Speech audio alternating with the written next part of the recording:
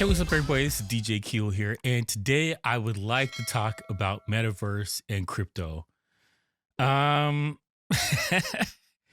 this is frustrating for me because crypto is such a valuable thing, and I think that people can do very well from it. And I looked into NFTs and doing a bunch of other stuff, but the problem for crypto and the problem for the metaverse and NFTs and all this stuff is that people don't know what they are. And so it's a gold rush to go get involved in this thing that they don't understand, but they hear people are making obscene amounts of money from it, and they're like, "Yes, sign me up."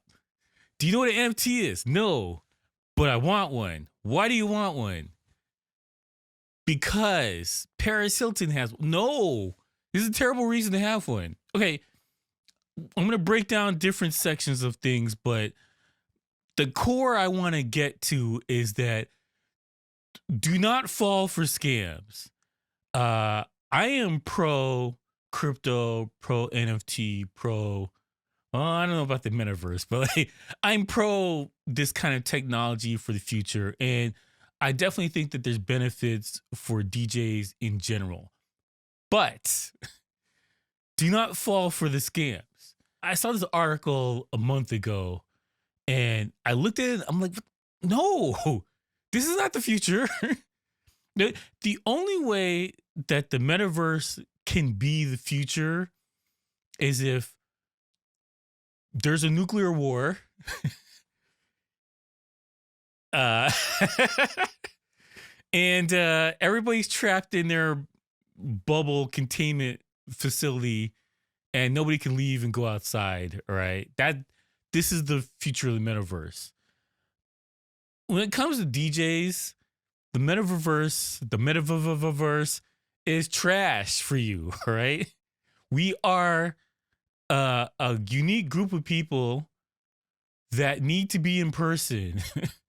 I can't stress this enough. And I saw this when everybody was doing the online streaming. Outside of DJs, nobody's interested in watching a DJ.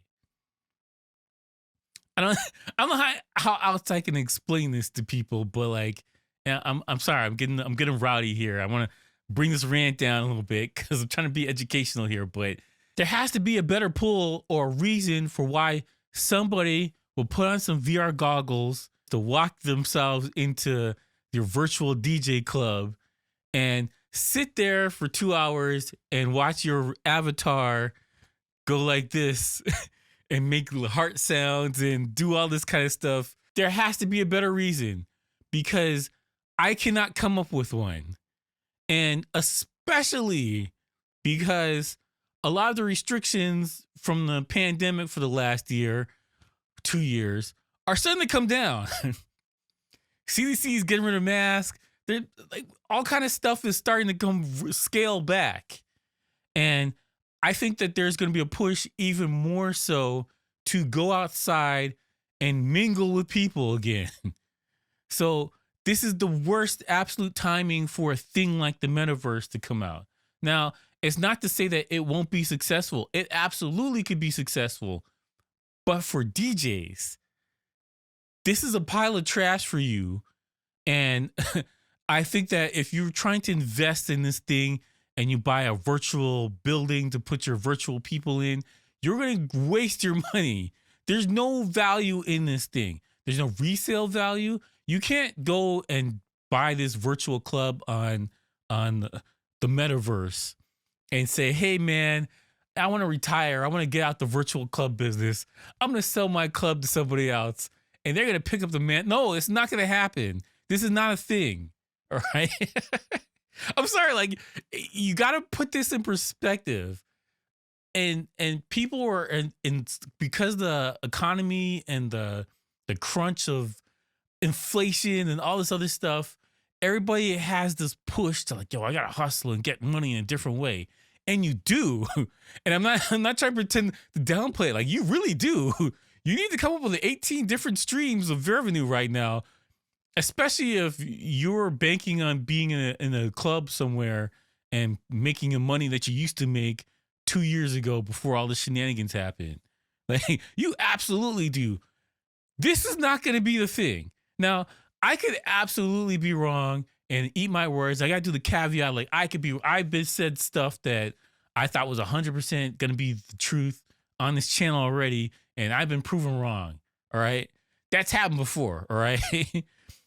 So, like this, I'm not being on how Nostradamus or whatever, and I have all the facts or whatever, but my brain refuses to look at something like this and say, oh, okay, yeah, this is going to work for everybody, instead of unique situations for a unique person in this unique area that's unique to this one thing. This is not a green light for everybody to go in and follow this plan. And there's going to be thousands of DJs all in this metaverse, all making the same money and all going to do well and all have the same, like, no, that's not what's going to happen. There may be one or two people that have some kind of fame or something, and they're able to kind of get people into this world. But for general people, no, you're not going to have success like this. And it seems fairly obvious, but apparently it's not. Paris Hilton, lover or hater, international world-renowned DJ, she said that the metaverse is going to be the future for all DJs and clubs and stuff. And it's not the direct quote. I'm paraphrasing her quote, all right? I'm not trying to make her sound like she's an idiot or whatever, because she's not dumb. Paris Hilton is very smart, and she hops on these trends before anybody else is even thinking about this stuff. She's on it, all right? She's connections with people. So people like that you need to pay attention to, but, you know, with a grain of salt, put it like that.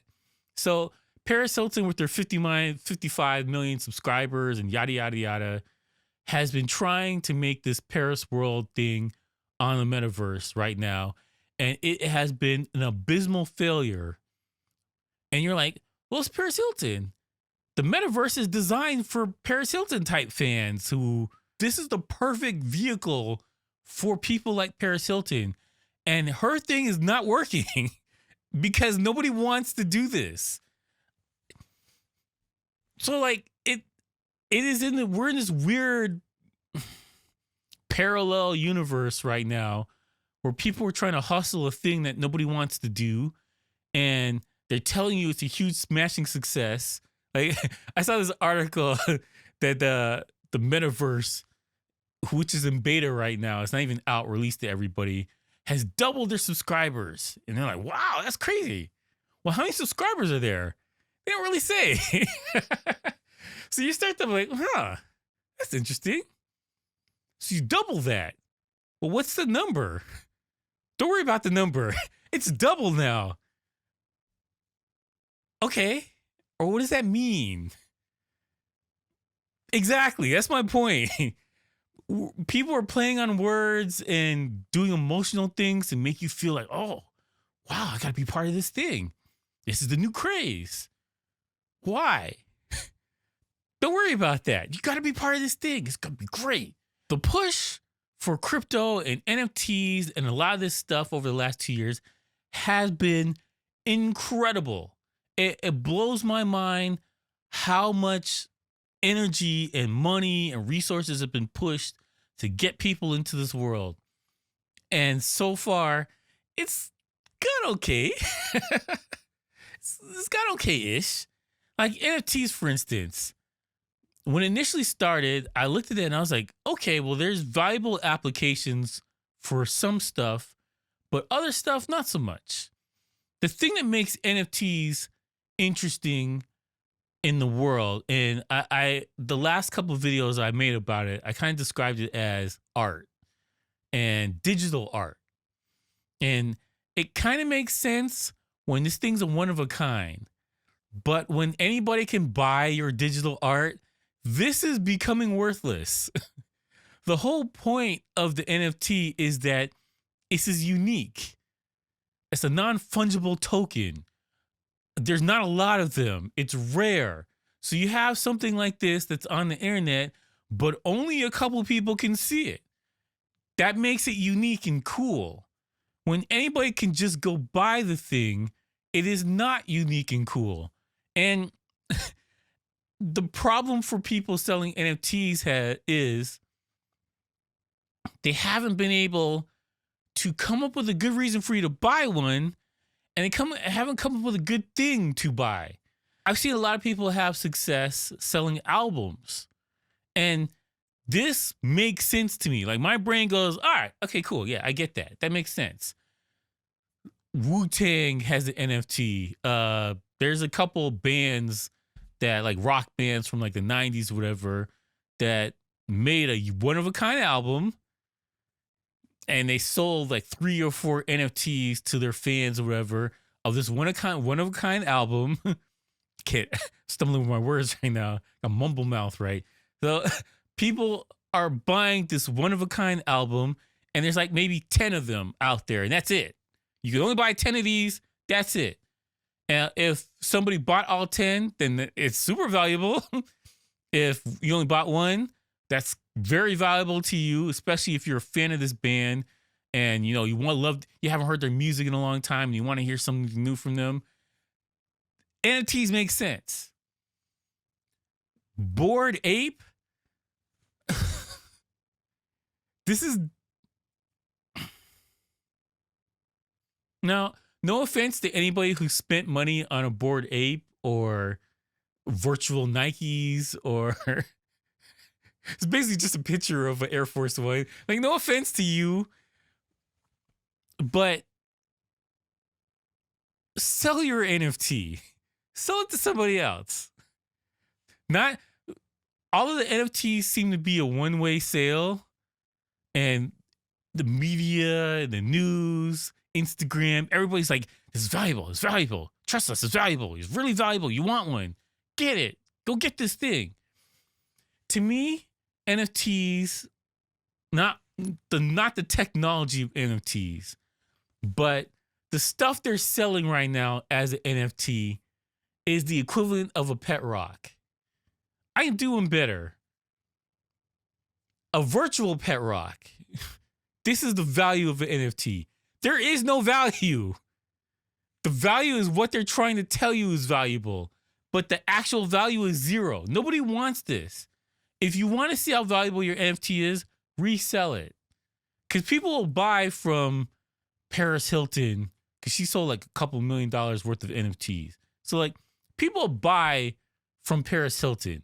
Now, go take the NFT that you bought from Paris Hilton and go resell it. That's the actual value of your NFT. The thing that makes NFTs valuable is who is selling it. That's the most important thing out of all of this stuff here. Who is selling the NFT? Followed by what they are selling. One-of-a-kind album. A Banksy decided he's going to make some digital thing, but only 5 people can buy it in the whole world.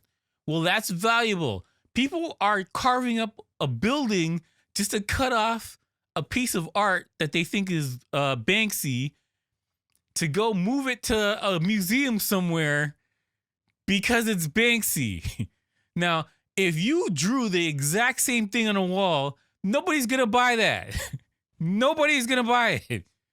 They buying it because of who is selling it. And that's the thing that a lot of people kind of, they got caught up in this rush of, wow, NFTs, I got to get one. Whoa, it's going to be crazy. NFTs are, wow, it's the future. Okay. Why? And I hear people like, because I talked to people about this for the last 2 years, all right? I've been talking to people about NFTs, and they're like, I don't know, but I want one. I need to sell one. Why? I don't know. No, that's no good. If you're going to invest in all of this stuff, you need to know what it is. And you need to know if there's any value in it. I feel like I'm doing Lord of the Rings meme right now. But like, you need to have the value. You need to figure out what it is, who you can sell to, and what it's worth. You have to do it is vital that you do your research before you get involved in this thing. I cannot stress this enough. I don't have the answer, Sway. I do not know. I know a little bit. And a lot of people who are trying to get in crypto know this much. All right. I suggest, and I stress this greatly, do your research, damn it. Do your research. All right.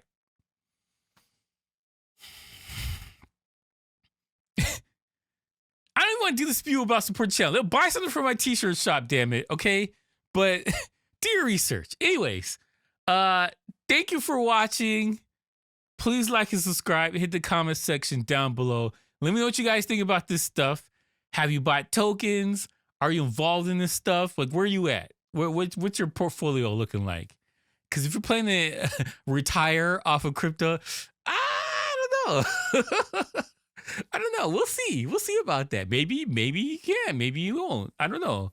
I don't have the answers to it. Anyways, thank you for watching. Please like, subscribe, and peace out, guys.